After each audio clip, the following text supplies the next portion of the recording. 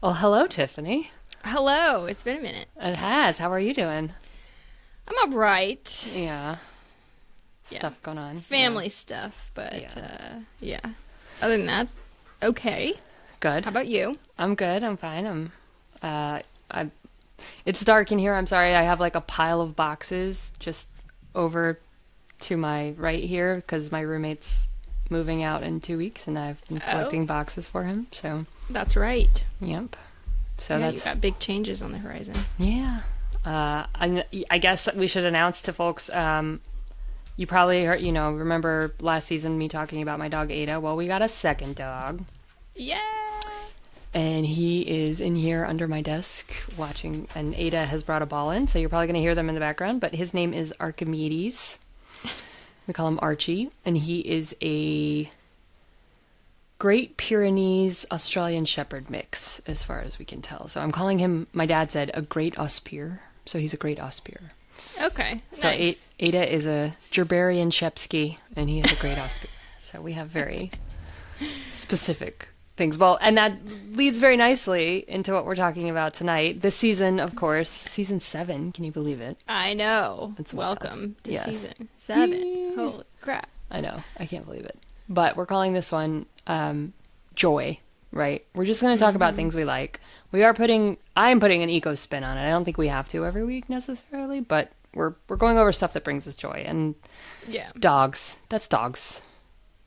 Dogs for me. We don't deserve dogs. That's the mantra that I believe fully. So tonight, I just started with dogs are the best. They love us unconditionally. They relieve stress. We bond with them in the same chemical, psychological way we bond with infant children. Um, they are a handful. And there are considerations about owning a dog or being a dog guardian, depending on your animal rights stance, that we need to talk about. But my dogs give me a routine. They get me out of bed in the morning. They nap with me. They make me go for walks even when I don't want to. Mm-hmm. They're playful. They're challenging. They're delightful. So this week, I'm going to talk about the joy of pets, specifically dogs, and ways to make your life with Fido more sustainable. Ooh, nice. Welcome to Greening Up My Act.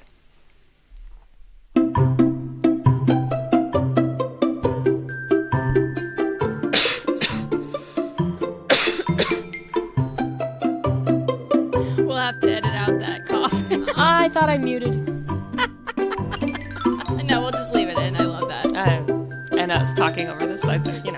Welcome back to podcasting, where I've forgotten how the buttons work, apparently. That's so good. Yeah. Such a perfect intro. Yeah, it's Reintroduction. the minute I stopped the intro and the music started, I was like, I'm gonna gag. So that was I hate that feeling. It's It's like the a best. tickle in your throat that won't go Yeah. away. Well, I did have sources this week. I don't think we're gonna have them every week, but this week I actually had a lot of sources. So Oh, nice. first one is earth.org. They had something about the environmental impact of pets and sustainable pet ownership. Then I had CNN, The Atlantic, National Geographic, The Guardian, the Humane Society, a site called Anaviv, and then PETA. Oh, wow. Okay. Yeah. Nice. So, yeah, it's quite a list. And I probably should have added more, but I read a lot about dogs, so there's like dog facts stuck in my head that I was like, I know that, I'm not even gonna look it up. Yeah. So, No, I understand. um, Should we say who we are? oh, I guess we could talk about if that. you're done with your sources? Yes, I'm done with my sources. Because I Let's do realized I that. don't think we did that at all last season. No, Maybe we're like, once. you know who we are. Well, take it away. I'll say it. Yeah. Okay. So we are Greening Up My Act. We are two citizens who are wanting. It's like hard to sum it up now because we used to say we are two marketing writers because that's true, and Yeah. we wanted to look at the sort of green marketing and green hooey as we call it Yeah. for different products, and then we kind of realized like. Yes, it matters what we do in our individual lives, and we have a lot of products. And we're actually this season, I think I want to revisit a couple. Yeah. Ditto. This joy season. Mm-hmm. But yeah, we expanded beyond products into more like actions. Sort of like, yeah, actions, sustainable living, but like, what the hell does that even mean? And is it like, it's not, we're not going to buy our way out of this mess is kind of what we've figured out. Yeah. Sorry, in our dog episode, the puppies she's barking at me. Included, for sure. I'm not getting the toy out from under the couch. I'm sorry, babe. You should see this. You already did that. Yeah, I've done it before we recorded. This is how she plays fetch. She knocks it under something and then she makes you get it for her. Oh my gosh, that's funny. And she's Ruby like, isn't a fetch dog, and I've always been kind of bummed about that. But Ada's not that into fetch. It's just she likes to enforce her will upon yes, those around. That's her like way of getting attention. Yeah. I understand that. She barks at you when you don't do it. Yep. So funny. Yeah. So last season we looked at more like political action, activism for non-activists is what we called it. And now we are all in such a shit show of and whirlwind of chaos that we were like, let's talk about joy for a little bit. Yeah. And joy that matters. Yeah. Because it matters. So through the lens of our, like, and I think, kind of preview of the season, we're going to be talking about, products that have brought us joy or activities that are, technically eco-friendly that have brought us joy. And, yes, and that's kind of the lens. And we hope it's a fun distraction for us and for those of our listeners who may be going through some economic and political just a shit show right now, just tired of listening to it. So because I think we all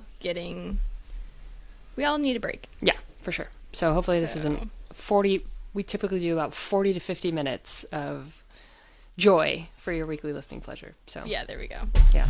Oh boy. Oh my god. They might unplug. They're just. No, you're good. Anyway, yeah. Oh, dogs. All right, so dogs. Okay, so I'm going to start with a bit of history, because I think dog history is fascinating. Dogs have been part of human existence for about 40,000 years. This evolution happened around the world, kind of at different times. So different civilizations have all developed dogs somehow. From wolves or other canids, right? Foxes, maybe. Wolves are probably the closest species to dogs that we know of. But the thing is that most scientists agree dog domestication happened because humans created trash heaps that wolves and other canines could forage in. So it's easy food access. And that led to dogs hanging around humans. Throughout history, though, we should note that humans have hunted wolves to extinction wherever there have been wolves. So saying that we were like, hey, but this one I'm going to take and raise a litter of puppies is probably not really what happened. It was probably that the dogs domesticated us. That's what National Geographic argues. And I'll go into that a little bit more. But the friendlier dogs who did cute stuff or like were bolder while they were, they got to stick around and not get killed. And eventually they started serving a purpose. Like a lot of different civilizations use wolves. Well, not wolves. They use dogs to hunt. They're very good for hunting because they're all obviously predators. They do guarding. A lot of guarding work. I know pugs were bred to be like little alarms in the Chinese Empire. Like interesting. Yeah, in the palaces. Huh. So the National Geographic argument is that actually dog domestication basically led to agriculture. And it's not a really pleasant argument. The idea that they posited in this, it's an opinion article, so take it with a grain of salt, but having dogs around meant not only did you have guardians and like extra help hunting, but you had an emergency food supply. So they were the first domesticated farm animal, basically. If in lean times you could sacrifice one of the dogs that wasn't performing as well to eat it. I see. And at this mindset, they're like, well, we could also do this with plants, couldn't we? Why don't we just grow plants to have around? So there's an argument there from the history. But for the most part, again, early dog breeding was all about what the dog's job was. So Yeah. sheep. And to be fair, there are countries where they don't consider dogs pets. Oh, absolutely. They are food. They are, So, yeah, like especially in the Middle East and other places in the world. Yeah, absolutely. And Yeah, they think yeah. it's weird that we have a relationship Very with our weird. dogs. Yeah. Cult- Yeah. In Vietnam, I was like, I don't remember. Just mentioned it. We had a guide taking us around on a motorcycle tour, and I just mentioned it. And he was, he's used to like Western people, but he was like, yeah, it's not like that here. Yeah. Because I pointed out a dog, and he's like, it was maybe even a puppy, and he's like, yeah, that's not someone's pet. And Yeah. I was like, oh, okay. Yeah. And I think that is something we also need to take into consideration is that I'm looking at this from a very kind of Western, even American perspective. Yeah. And this definitely doesn't encompass the role of dogs in other places. I'm talking about, our current U.S. outlook on dogs. We love dogs. There's dogs everywhere, but Yeah. that's not true. I mean, there are dogs everywhere. But that's not necessarily seen in the same light, and they're not members of the family necessarily in other places. Right. So Yeah. take that with a But grain they of salt. are around in a lot of places, just Yeah. not Yeah. everywhere. Yeah. So the attitude my grandfather had towards dogs was very different from, Yeah. and my mom always said it was because of Disney. Like Disney made us all animal conscious, Oh, interesting. that because of the anthropomorphizing that we were like, animals are people too, which we can talk about on another level. But, Yeah, that's interesting. Okay. but 150 years ago, you had a dog for a purpose. It was to herd sheep, to guard sheep, to help you with hunting, to attack unwanted visitors, to sound alarms. Dog owners or dog wranglers would favor certain dogs by feeding them more or protecting them, so they would selectively breed them to get the traits that they wanted, right? Friendliness, floppy ears, all like there was a study in Russia where it only took 50 years to take wild foxes to these floppy-eared, friendly animals. It's like it's Whoa. very quick. Dog breeding can happen very quick selectively. That's crazy. Yeah. So then after the Industrial Revolution, when people weren't farming as much and you start getting more urbanization, people started breeding dogs to show off their wealth. Mm-hmm. So you get a highly pedigreed dogs with paper that costs a bunch of money. You'd have your lap dog, the Queen's Corgis, Yeah, your hunting it's dogs are a still specific breed. Well, like that. that's where we are now. And Yeah. I want to mention, this is kind of a hot take, but it's no coincidence that this obsession with a dog breed's purity became a big deal right when people in America were obsessing with the purity of race and human beings. Ugh. So that was, it was a way in the 19th century for people to say that different races of people belonged in different places was because of their race purity, right? Like white people are supposed to be the masters and the, top of the line, the leaders, and anybody who's not purely white, belongs in a different class. And they would do all these studies to try and prove that. And that's kind of where pedigree dog shit comes from. I mean, not dog shit, but dog ideas. Dog shit. It's racism applied to dogs, basically. That's not really that surprising. No. Especially, have you ever read the book about, I could think of the name, but I don't know what it is right now, about pit bulls and their ties to racism? No. Yeah, it's like the reason people are so afraid of them is purely racism. Oh, 100%. Well, That's it. that's in the early 20th century, pit bulls were nanny dogs. They guard children. And yeah, they I run around actually with the think children. in the book she says that is actually a myth. Oh, never mind then. I'm That's wrong. that's actually like a really common myth that a lot of like pro pit bull people use. Makes sense. But I mean, I have a pit bull, so she's a rescue, so we think, she's a pit bull or whatever. Yeah. But yeah, I'll find the name of the book and we can put it in the show notes. Yeah, that'd be cool. It was a really good book. Yeah. But yeah, it's kind of amazing because it's just simply racism. Yeah. Yeah. And yeah. And people are like, oh, but statistically, and it's like, no, actually, statistically, the dog that's most likely to bite you is a dachshund. Yeah, I've heard Dalmatian before, but it's definitely not pit bull. It's not And I people. think the big thing is like it came about because of the people who typically owned Yep. pit bulls, Mhm. and then this whole like fighting dog thing. But Yeah. um, a lot. So what the book said was that a lot of news reports would say like a pit bull attack. They And would people. always say pit bull attack, and there was zero proof that it was even a Yeah. pit bull. And pit bull's not even an actual. It's not actually a breed. breed. Yeah. Yeah, it's not even really like a. I mean, It's like a kind bunch of thing, dogs that but- look a certain way. Yeah, Yeah. but there's no. Yeah, so it's been so hyperbolized and it's Yeah. crazy. And even somebody I was talking to the other day was talking about like her bite and how she.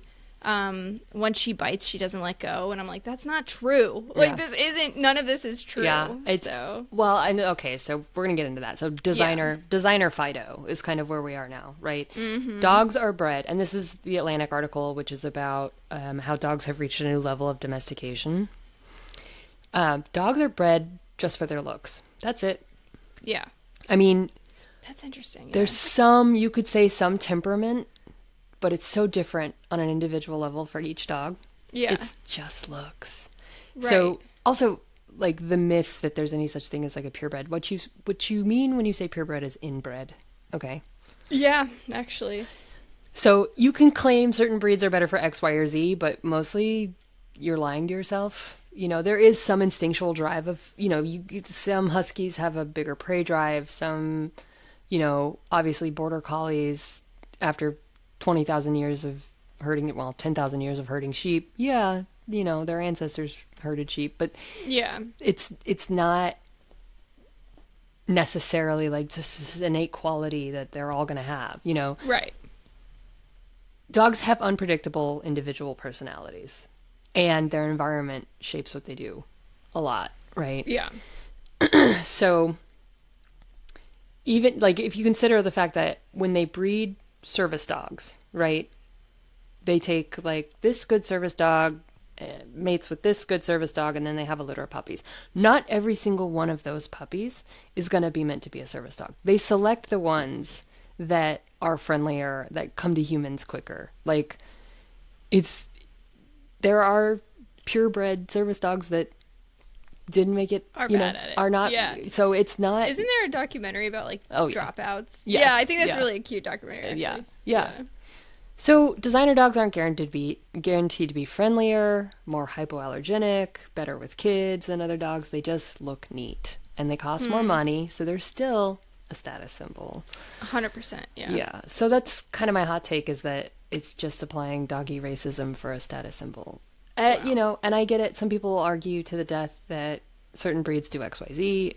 Yes, there are characteristics in dogs that can be bred, but if you're getting just a doodle, because you think it's hypoallergenic, no.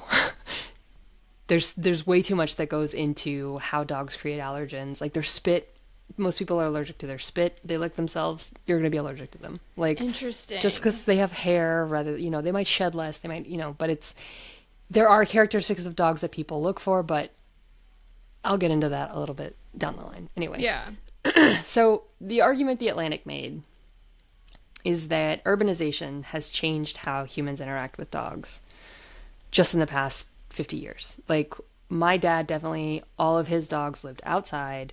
They ran around the neighborhood. They were, even in kind of suburban areas, dogs could go out for they were like outdoor cats. They just kind of ran around with the kids, came home at night, you fed them, and they maybe stuck around. Most dogs are still running, jumping, protecting, herding, food foraging beasts that the species has evolved into over the past 10,000 years, right? Mm-hmm. So what sucks about this for dogs is that because most pet owners, especially in the United States, are urban dwellers who live in apartments, they don't have space for dogs to do the things they have evolved to do. So a dog today is supposed to be friendly to strangers, keep quiet, not jump on the counter to steal food and forage, and sleep on the couch while you work, preferably without any fleas or ticks. So in just 100 years, the expectations of what dogs are for has drastically changed. Right. Just keep that in mind. Okay. Yeah. They're your best friend and they're supposed to fit into your life. Right. And Yeah. a lot of us can't necessarily. Well, okay. There's a solution to that. I am going to break this up a little bit with the benefits of dogs. So people who love dogs will tell you the same stuff that I spouted at the start of this episode. They give you unconditional love. They're goofy. They give you a routine. They give you structure. They give you something to think about other than yourself. Mm-hmm. There is a scientific basis for having a pet being good for you. So that CNN article said that having a pet, especially a dog, can mean up to $90,000 worth of life satisfaction. So this is a value economists assign to intangible things. So like, when they say every 10 minutes less your commute to work is in the morning is worth $10,000 of salary. So $90,000 worth of life satisfaction a year, which is basically the same increase in life satisfaction as having a life partner or spouse. Oh, wow. Or meeting up regularly with friends and family. So interesting. Yeah. At the same time, dogs increase your physical health by making you move. Mm-hmm. So one study I didn't look up or quote from because it lives rent free in my head divided folks in a nursing home into two groups. One group was assigned a human buddy to go on a walk with every day, and the other group was assigned a shelter dog to walk with every day. So the people who were assigned a shelter dog were more likely to go on their walks than the group who went with a human buddy because the human buddy more likely to cancel. But if you have a dog that like expects you to go, you're going to go for that walk. Yeah.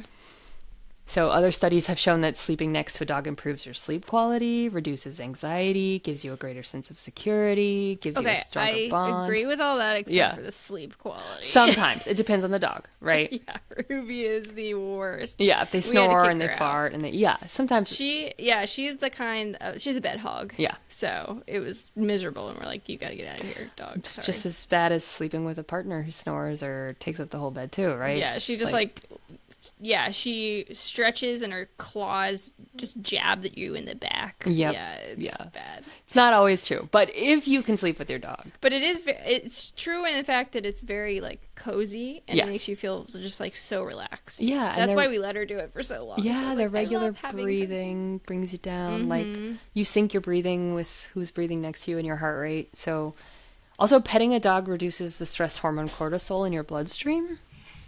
Like scientifically proven. And then we both have noise in the background. My roommate's making something and your kiddo's crying. Charlie just came out. I don't know what she's doing. Poor lady. Well, we're almost time for a break, so. Yeah. But anyway. Also, the magical bonding chemical oxytocin, which is released during like intimate touching. We bond with puppies and dogs through physical touch and eye contact, the same way we would bond with babies. Oh, interesting. So your brain, if you have a puppy and you're holding it and it falls asleep and you're like, your brain is like, that's my baby, which is probably why so many people have no problem referring to dogs as their children. Yeah, I mean, and I get it, like with Emmett, I mean, he always looked like a baby to me. He was my baby. I thought he was the most handsome dog. And your brain just gets flooded with oxytocin when you see them. They also have an oxytocin reaction to us, which bonds us. So that's very cute. Yeah. Okay. That's awesome. I think I want to take a break because I'm going to bring it down after the break. So. Oh, jeez. Okay. Yeah. Let's take a break real quick. Okay. Sounds all right. Good.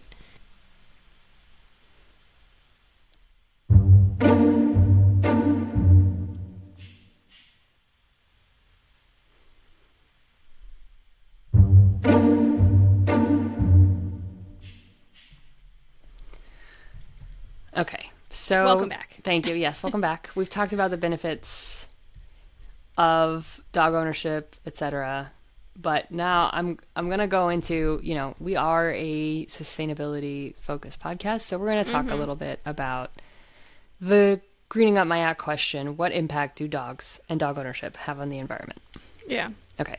First of all, dogs need a diet that is high in protein, which generally means meat. Yeah.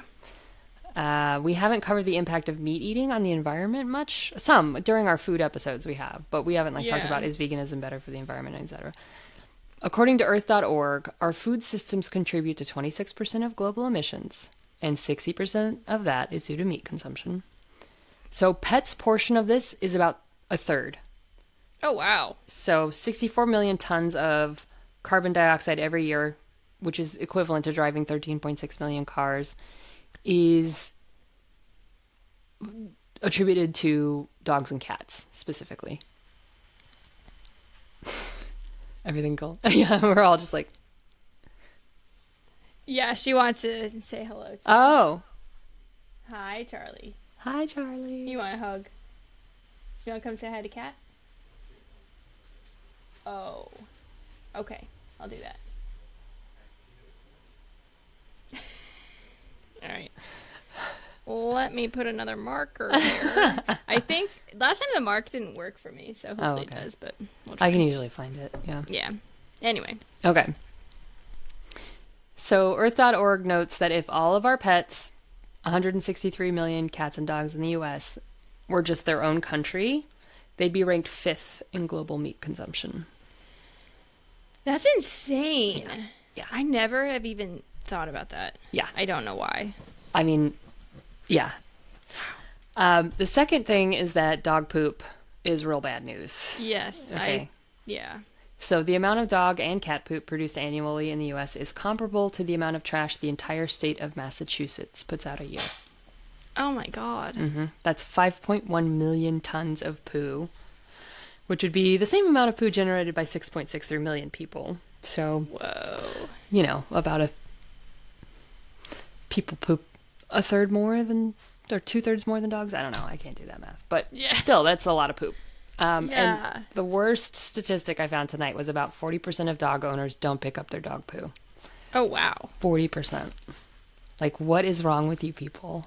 Whoa.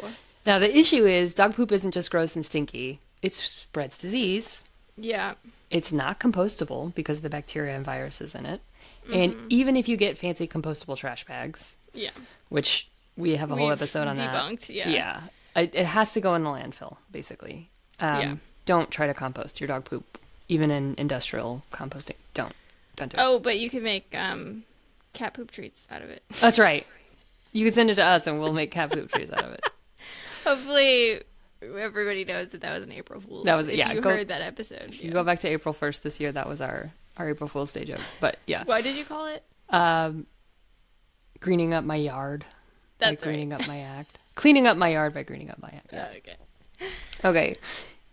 Dog poop harms waterways and soil just from runoff, and it encourages algae growth in rivers and lakes. So you can't even just like dump it in the ocean. You could probably flush it, but that takes work. Yeah. I mean, don't flush cat litter, you guys. Don't do it. Okay. Then there's all those toys we buy them to keep them entertained. Oh, yeah. So I was so bad about it. Oh, my God. I bought so many. That's the Chewy subscription. Looks like so much fun. And then it's like, wait a minute. Oh, yeah. I had to cancel it after a minute because I was like, I don't need all this shit. No. This is insane. My dogs get a toy every other month or so, probably. Yeah. And they have a lot. People just buy them toys, too. But pet products are responsible for about 300 million pounds of plastic waste in North America every year. And 99% of all pet food and treat packaging is plastic and goes straight to landfills as well. Yeah, so, that makes sense. Yeah. Another issue about sustainability that we've discussed is how much they cost. So I found some really interesting statistics on this. They said it all kind of depends on their size, their health, where you live, how much stuff you're putting into it. So like most dog owners spend about $1,700 to $2,000 a year on their dog, which sounded low to me. Yeah. But that's just like general vet upkeep, grooming, insurance, training, food. Yeah. You know. Yeah. My vet's very expensive. Yeah, so is mine. And I was thinking, like, I get my dog's teeth cleaned once a year, which is... Oh, you do? I've never done that. Emmett. Yeah. I don't know. My vet has actually never recommended it, and then other people's vets do. So I'm just like, what is this? What's the deal? I don't know. It can help. I don't know. I mean, Emmett was alive for 14 and a half years, so I don't know. But Yeah, I don't think it's a bad thing. yeah, It's just I mean, Ruby's, she's like 12. yeah, and she's fine. But well, yeah. yeah.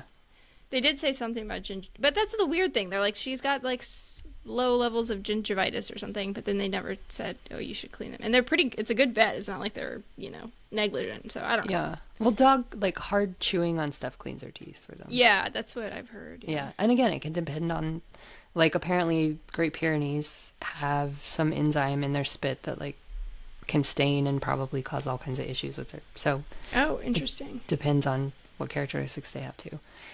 I will say, content warning, I also have to talk about puppy mills. Oh, The worst.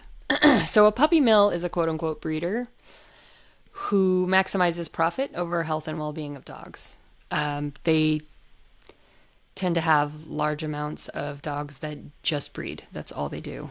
And they go through a lot of animals very quickly. They tend to have, I mean, first of all, there's a lot of inbreeding, but also the dogs that they produce tend to have really lower quality of life and very low health. So ugh. Don't buy from puppy mills. But How can you, do you know how you can tell?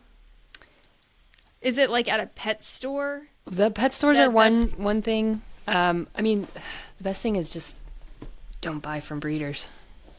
I mean, there are like a regular breeder could be breeding like that. Well, I mean, I've never bought from a breeder, so I didn't really go into it because I'm just like, don't buy dogs from breeders. But I understand people do. Like our first dog when I was growing up, my dad got us a purebred collie, which he was like, never again. But that dog had papers, and yeah. So there's all kinds of things that the price, like if you're getting a purebred dog for like $200, it's probably not a purebred dog. Right. How often they're selling, like if you can't go tour the facility, probably don't buy from them. Okay. Yeah. I would say. I didn't really get into it. I don't know. No. I have no clue. Yeah. I knew a pug that had been rescued from a breed, like a really bad breeder. Yeah. And his name was Edgar. Edgar? After Edgar Allan Poe. Oh, that's cute. And he was so sweet, but so freaking anxious. And he also had like very few teeth left because I think he was like trying to chew through the bars. Oh, that's so sad. So sad. Well, so not only are they bad for dogs, according to the Humane Society, dog dealers often dispose of dead animals incorrectly. In 2010, they found one in the state of Missouri. It was 200 pounds of dead animals a month from puppy mills, just in the state of Missouri, for example. Oh, wow. They also tend to leave dog poop on the ground instead of disposing of it properly. So one West Virginia puppy mill was found to have a coliform bacteria load 400 times the legal limit. Oh, my God. So puppy mills are bad. Yeah. Period. But we're going to move on into tips for good and eco-friendly dog ownership today.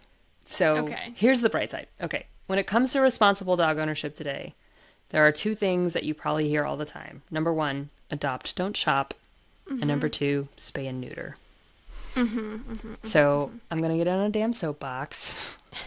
As someone who has volunteered in animal rescue, it was bunnies and pigs, although all my dogs are rescues too. I'm just going to rant. Adopting a dog from a shelter is better than buying from a breeder, especially a puppy mill, for several reasons. There are an estimated 70 million homeless animals in the U.S., according to PETA. 70 million. So when you adopt a dog, that dog already exists. It doesn't need to be bred. You're not perpetuating the sale of dogs for money. Consumerism is something that we fight against, right? And we could talk about the ethics of animals as consumer products. I don't want to tonight because I think that I'm not researched into that and ready to discuss it. But it does perpetuate consumerism, buying from breeders. Mm-hmm. Second, you're fooling yourself if you think a specific breed is better, generally. Yeah. I mean, if you need a service animal, that's one thing. A legit service animal that is trained, that's one thing. If you're just going to get a designer dog and put a vest on it so you can ride in the airplane with it, please don't do that. But it's just doggy racism.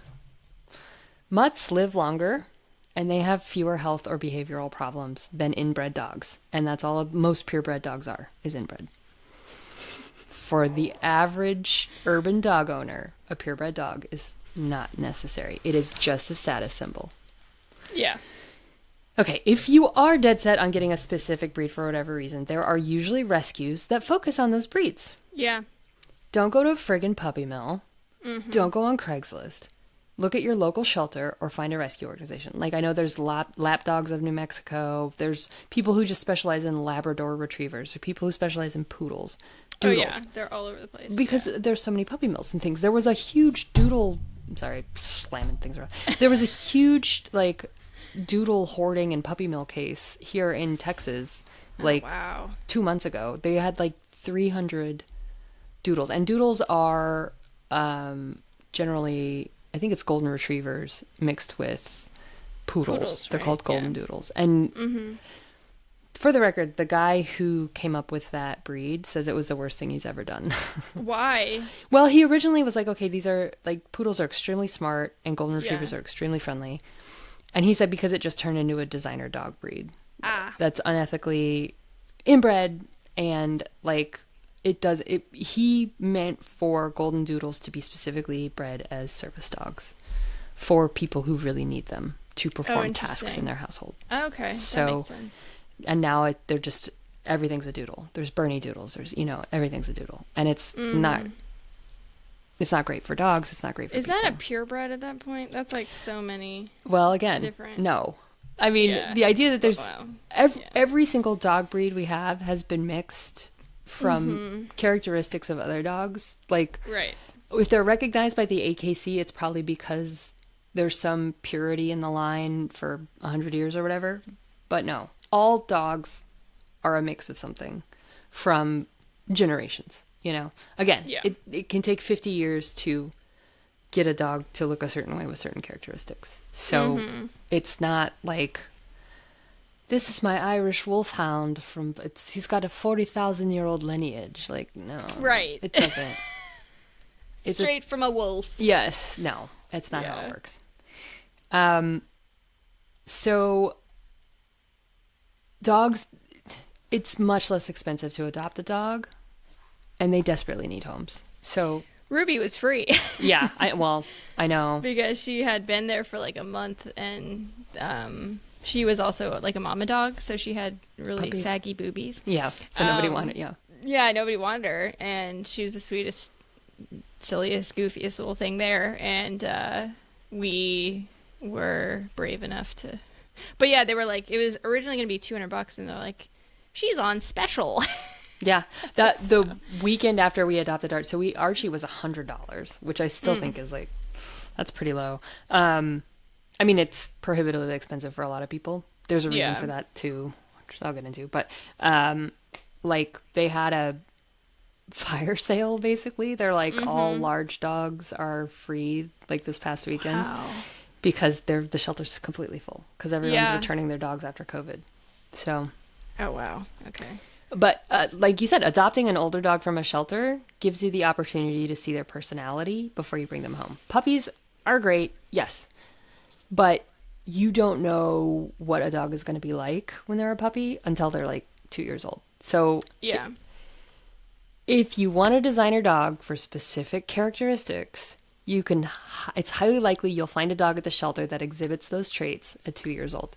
You can find a dog that loves kids. You can find a dog, it's just better. Yeah. And then finally, spaying and neutering your dogs. Not finally. There's more here. But spaying and neutering your dogs reduces the amount of unwanted dogs in the world, obviously. So if Fido or Fluffy are fixed, they can't accidentally make a litter of puppies that you accidentally have to give away or sell. Sometimes to people who just shouldn't have dogs. Yeah. There's also health benefits like reducing the risk of cancer, reducing aggression, and generally just making your dog live longer. I think this probably would be true for human beings too if we got into spaying and neutering, but... Right. Don't take it personally that your dog doesn't have balls. Right. If you're not a responsible trained dog breeder, there's really no reason to keep your dog intact. I have had a guy argue with me, and I'm like, all right, if you're willing to put the diaper on her every month, but for most, 99% of of dog owners, spaying and neutering is much better. Yeah. Did I ever tell you we spayed Ruby twice? I think you did. Tell the story though. So stupid. I guess at the pound she got spayed, but she had had so many, puppies, and she'd just been like she was actually a breeder dog. It was like so obvious she'd had so many puppies. Yeah. And not a humane one because she was abandoned in an apartment building with her sad little puppies. She had like three of them left, and they were little runts, and I guess, they were all saved and rescued, but anyway, so so they spayed her at the vet, not the vet even, at the pound, and they did it incorrectly, and they left some ovary in there. Oh, man. And so she was still like producing milk, and she was still super hormonal, and like it was really a big problem. And so we brought her back. We're like, I don't think this is supposed to happen. And they're like, okay, well, we probably left some ovary in there. We're gonna have to do it again. So they did it again, and it got better, but it was still kind of, I mean, even to this day, it's still kind super of a problem. fertile. Yeah. Yeah. And it's just been like, it hasn't been a big deal in the last year or two, but for a minute there, it was like, my God, this dog, like, she's got so many hormones in her, and you can just tell. And they said it could have been just like one cell was left. Wow. And that still can cause. Well, yeah. if she's had lots of puppies too, I know. there's probably something else goes on. Because, Probably. Because who knows how many. I mean, she was only like 3 when we got her, but it could have been, they God can start knows. breeding as early as 6 months old, which is completely inhumane. But yeah. Yeah. And I'm sure she was. So Mm-hmm. Anyway, we spayed our dog twice, and it still wasn't really resolved. Not to tell horror stories or anything, but yeah, I mean, but we tried. Know. She certainly couldn't have the puppies still after the first time, but yeah. I mean, spaying and neutering, like spaying a dog reduces their like peeing on walls or being territorial, and again, like you said, hormones, like those rage hormones. I wonder how doggies go through menopause. That's interesting. Do they? I don't know. Maybe that's why we haven't had any issues. Yeah. She's like been through her menopause. I don't know. She's like, I'm done. Yeah. But yeah. Okay. So another way to be a sustainable pet owner is to train your dog and pick up after it. So we're all probably guilty of the dogs will be dogs line of thought. Like, they're just going to do this. I'm tired of trying it. Dogs have not been bred for 40,000 years to enjoy the sedentary lifestyle that most of us live. Yeah. They need training. The Atlantic's article about dogs reaching a new level of domestication argues that we should aim for our pets to be like service dogs. So this was an interesting argument. And again, I mean trained service dogs, not dogs wearing a vest so they can get on an airplane. Service dogs have a job to do. They help you. And they're trained to chill out, to behave, to be sociable with strangers. And this is what we want urban pups to do. So service dogs are kind of the ideal. So if you can, look into training your dog like a service dog. Regular, intentional, positive reinforcement training increases your bond with your dog, increases your ability to communicate with each other. It's just good practice. So look into service dog training for your dog. I think that's kind of what people are missing. Also, we tried, and then after we moved from DC, we just gave up completely. Yeah, because we had to there because she was around so many people and dogs. But we just have given up. So. I mean, it's hard, and then we're like, she's too old now. Yeah, I mean, dogs learn things throughout their lives, but that's. I mean, we need to take. We're too old, maybe. We're too tired. Yeah. But even just 5 minutes a day of, it's something I'm trying to do because I don't know. Dogs settle down as they get older, but the more you understand each other, the better your relationship will be. Yeah. Picking up dog poop, again, most people use little plastic baggies, and you can get compostable dog poop bags, which is just going to compost in the landfill. Again, those don't actually biodegrade naturally. They have to be, and you can't put dog poop in commercial compost. It's it ruins the whole batch. You can't compost it in your backyard either. Too many viruses. It's just like you wouldn't poop in the compost bin. Don't let your dog. So ew. Can you imagine how bad that would smell? But you can reduce the amount of those plastic bags you use if your dog goes in your yard. Get one of those shovel things and collect it in like a paper bag, or collect it in a bag, and then you can reduce the amount of plastic you use by throwing away one bag a week rather than I mean, Ada poops 4 times a day. So Right. 21 bags a week. Yeah. But yeah, take doggy bags with you. You could even, there are systems where you can collect, like some people walk with those shovels and like collect it and like throw it directly in the bin so they don't use poop bags. It is kind of unsanitary. Again, dog poop is pretty horrendous. So Yeah. I feel bad for whoever's cleaning out the bin, unless it's like lined with plastic. yeah, you have to recognize it. Like sanitation is more important than the amount of plastic we're using in this sense. Like Right. the amount of gunk that dog poop gets into our waterways and our soil is much worse for the environment than plastic in a landfill. Yeah. So consider that. Okay. We're going to address the big ecological question. What dog food should you feed your dog if meat is so bad?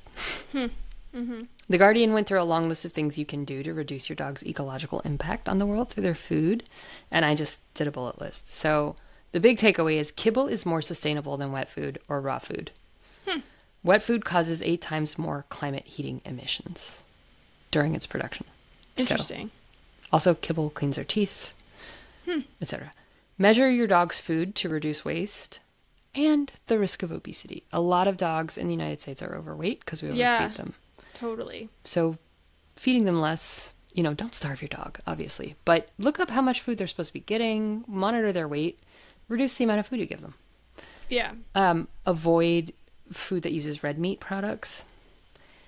Buy sustainably sourced fish-based dog food because that reduces the farming. Look for dog foods, and I think this might just be in the UK. I don't know if this is true in the US, but dog foods that are labeled complete means they contain all the nutrients your pet needs. Okay. So there are vegan dog foods that are technically complete. They have all the amino acids. Also, there's a new research into insect-based dog foods. Oh, interesting. For insects as the protein. I've heard good things about crickets. Yeah. So I don't know if that's widely available. Again, they're likely going to be very expensive. Right, yeah. And again, dogs require a lot of protein and certain amino acids that make it hard for them to go vegan. Yeah. So, yeah, when we adopted Ada, she was at a shelter that had been sponsored by a vegan man who insisted that all the dogs get plant-based diets. And the people who worked at the shelter couldn't say, they're like, yeah, he just loves all animals, but we can't seem to feed her enough. So, yeah. They're not human beings. Remember this. Dogs are not human beings. As much as they feel like family. They are family, but they're not human beings. So, yeah. Another thing that was interesting is don't worry about how processed your dog food is, right? We're like, oh, processed food. Again, kibble is the most economical and eco-friendly way to feed your dog. There's not much evidence that raw or unprocessed diets are better for dogs. Oh, interesting. I was wondering. Yeah, as long as the dog that's food a whole thing. is complete. Like, for instance, raw dog food has to be frozen, which contributes to greenhouse gases through transportation and storage. So take that into account. Also, when you consider that dogs have been living off of our scavenged food, they basically have eaten what we eat. So saying that they need raw diets is like, they're not wolves. They're not wolves. Right. There's not really nutritionally, it's not better for them. Also, a thing that's kind of taken off recently is grain-free premium brands, Yes, I've seen this all over the place, and I feel like it's such a load of crap. It's been debunked. Okay. There was some evidence maybe that some dogs could have heart failure issues because of grain-based diets. Now again, you want them to have a certain amount of protein, but these grain-free premium brands usually just up the meat content without, which makes it less sustainable to produce, right? Okay. And there's no real evidence that it's better for dogs. Okay. So you can consider making your food at home. I thought about that for a minute when I quit my job and became a freelancer. I was like, this shit is too expensive. And then I looked into it and I was like, oh my God. You have to do that much time. Yes, it's so much time, research. You have to have food toppers for it. You can't just feed dogs Hamburger Helper and hope for the best, I mean, that's something I was thinking is that okay, for thousands of years, dogs ate what we ate. And then it's like, our diets now are so bad that you can't feed them to a dog and the dog wouldn't,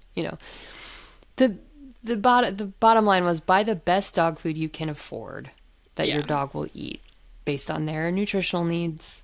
And, like some dogs need certain diets for diabetes or kidneys or the, like don't feel guilty about it, but be mindful of it. Mm-hmm. Again, look for treats and food that has sustainable packaging if you can. I know Ridwell right now takes dual layer plastic, which is some of the big dog food Oh yeah. bags. Mm-hmm. Buy in bulk if you can, because Yeah. that also saves on waste and things. And it's also usually cheaper. Yeah. Okay, so this is going to be a long episode, because of course it is, because it's dogs. Yeah. So my last words on the best thing ever. Dogs. Just because dogs are great doesn't mean they're great for everyone. Mm-hmm. A lot of dog owners are irresponsible.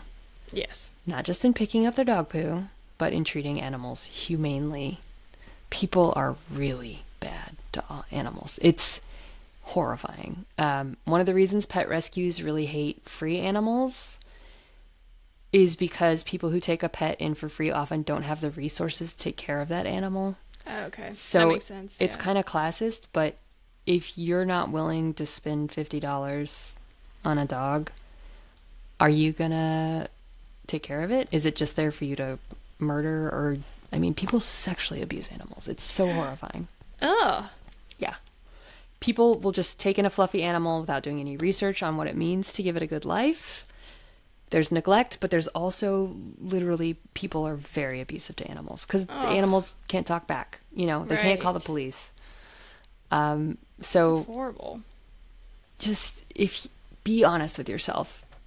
There is no such thing as a perfect dog parent. And a lot of the stuff after COVID happened was people were like, "Well, I have to go back to the office now, so I have to take Fido back to the pound because I can't take care of him." But the thing is that, like, yeah, your dog probably is going to sleep for 8 hours a day. No, he shouldn't be left home alone without a bathroom break for 15 hours. But Right. like, and you shouldn't lock your dog in your car. All those things.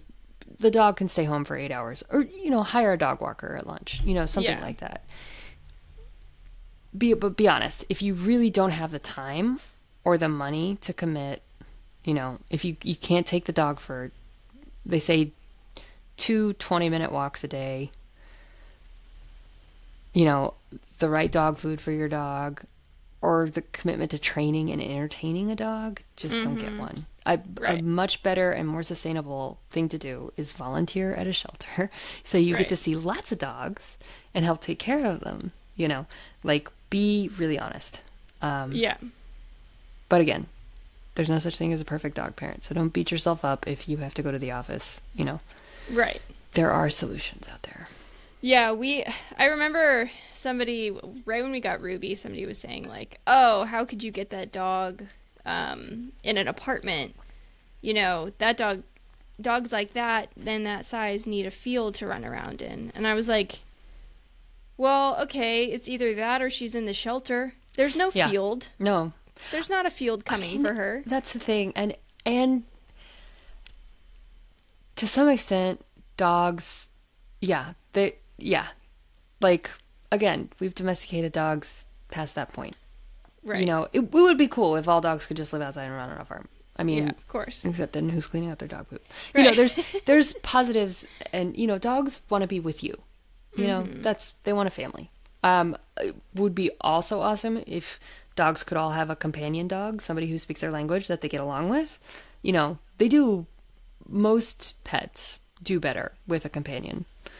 Not all, but most. And that's not always feasible. Ruby would either. not. Yeah. Ruby would not. She's not a dog fan. Yeah. See, I mean, it's all based on personality. Like, Yeah. Ada is cool hanging out.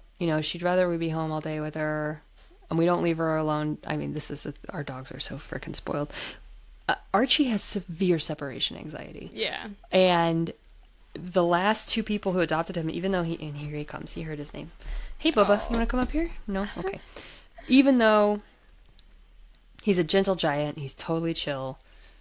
The last two people who adopted him, he was returned to the shelter twice, had apartments, and had to crate him during the day, and he is so afraid of crates. And all we got a backyard with a dog door, and he is happy as a clam, and a dog friend for him to interesting. play with. And it, like, they just weren't right for him. And I feel really bad for those people who had to bring him back. You know, they were Yeah. he's a fully grown dog that they thought they could just, you know, oh, he'll chill at home, and he just needed a different environment. So Yeah. Which is funny because we tried to crate Ruby. We tried to get her used to it because we kind of thought we had to. yeah, same with But Ada. yeah, but she hated it, and Yeah. we could never get her used to it, so we just stopped, and she was totally fine. Yeah, that's Even in like a 1-bedroom apartment, she just like hung out, you know. I mean, I had Emmett crated when he was a puppy. Mm-hmm. And then he got Giardia, and I came home one night from dinner, and he had made a mess in his crate and escaped. It was still locked. Oh my God. And he met me at the door. And I was like, you never have to go back there, buddy. It's okay. But, you know, like, we got a crate for Ada because, you know, dogs, they're like, oh, they're wolves like being in dens. They like enclosed spaces. But some dogs love their crates if you can make it a positive experience for them. Yeah, I tried so many things. Yeah. And some dogs just don't. Not, yeah. Personality. It doesn't help that she was 3, but... Yeah. Well, and if she came from a puppy mill, she was probably crated. Yeah. Yeah. So, you know, you figure it out. Dogs, you develop a conversation with dogs. You develop I thought I was going to come home and she would have destroyed all the shoes or something, but she actually didn't. She was like, Ada has hey, what's up? completely stopped doing that. We haven't left Archie alone yet. Yeah. He hasn't, I mean, he got into popcorn last night, but other than that, and it's been 2 weeks. I say that now. Next week he's going to be like, all the books on the bookshelf are mine, you know, but yeah, he's very well behaved so far, and That's awesome. We're very lucky, and, you know, I will say there's something shelters tell you, the rule of 3s. Just so you guys know, if you adopt a dog, it takes 3 days for them to decompress, 3 weeks for them to be fully comfortable in the new home, and 3 months for their full personalities to come out. So, okay, I could totally see that. Yeah, it takes time. It did, yeah, with Ruby. She didn't play with anything until, like, it was like 3 weeks later that she actually played with the ball. And we were just like, oh, she's playing. Yeah. I mean, Archie's just now starting to play with toys, and, you know, it also is complicated because he has to get used to another dog who's kind of territorial. And she's the baby, you know, she's the princess. So, but they play beautifully. We'll see if somebody bites somebody next week, but they tell each other when they're done playing, and that's amazing. And she is for sure his emotional support dog. Like the Tuesday after we got him Sunday, and on Tuesday I was like, oh, okay, I'm gonna take him to the vet for like a meet and greet just so he has a good time. He would not go anywhere near the front door of the vet. He was like, industrial building? No. You are not returning me? No. He wouldn't go in. So I took him with Ada, and Ada just prances right in, and so he was like, okay. So he followed her, you know. So he'll do whatever she does. That's awesome. That is so cute. It's very cute. So he's coming out of his shell. He's much better on walks. He doesn't drool as much as he did. Okay. He's not drinking as much water. Oh. He's gaining some weight. Yeah, that's good. We could not leave him in that shelter. There was no way. Oh. So, yeah. Anyway, okay. So everyone's probably going to come at me about dog breeding, and, you know, your choices are your choices. I think it's more ethical to rescue a dog than to buy from a breeder. I know people have their reasons, and I'm not gonna, you know, tell you you're wrong. I'm just gonna say for most people, it's probably a better idea just to adopt a dog. And there's so many different kinds of dogs in really shelters. Yeah. Like, so many. Yeah. And mutts live longer, you know? Mm-hmm. They have better lives. So, okay. Anyway, that's dogs. God bless dogs. Nice. Awesome. Yeah. Well, thank you for that. Yeah. So next week, I'm going to be continuing the animal theme and talking about birds. Not pet birds, right? No. Not pet birds. Because that would be a completely different show. God. For sure. Yeah, my grandma had a parrot. Yeah. And it like flapped on my shoulder once, and I'm still terrified of flapping. Are so territorial. They like attach to one person. I had a friend who had a cockatiel even. Okay. And like his girlfriend couldn't come in his bedroom because the cockatiel was like, mine, you know, and he had my God. He had to get rid of the bird because it would attack his girlfriend. Damn. Yeah. I don't think this bird was even attacking me. It was just trying to land on my shoulder, but it was a lot of flapping, and I didn't like it. I'm sure claws were involved, probably. Yes, Yeah. and I wasn't expecting it. And they live like 100 years. They're large. Yes. Yeah, it was a freaking parrot. So. Yeah. Fair. Oy. But no, just wild birds. Wild birds. Awesome. Yeah. All right. No pets. Well, yeah. Thanks everyone for listening. I hope this was. Send your complaints to greeningupmyact@gmail.com. But yeah, thanks everyone for listening. Follow us on Instagram, and we will come up with some kind of Patreon episode this month. Yes. Yeah. But yeah. We'll talk about that. We don't have time. Okay. Yeah. Anyway, we'll see you next week. Thank you for listening.